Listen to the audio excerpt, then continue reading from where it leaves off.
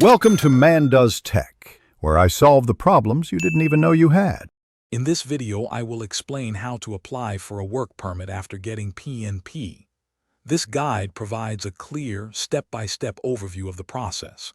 We'll cover eligibility, required documents, and how to submit your application. You'll also learn what to expect after applying, ensuring a smooth experience.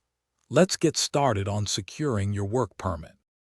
To be eligible, you must have received a Provincial Nominee Program certificate. Your passport needs to be valid, and you'll need to show you have sufficient funds to support yourself upon arrival.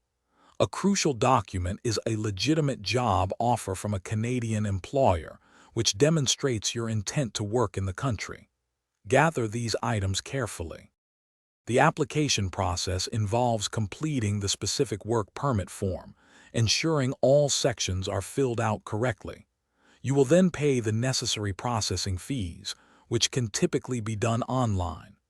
After payment, attach all your supporting documents digitally.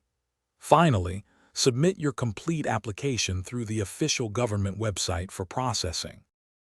After submitting your application, you might be asked to provide biometrics, which involves fingerprints and a photo. Be prepared for a potential interview with immigration officials if they require more information.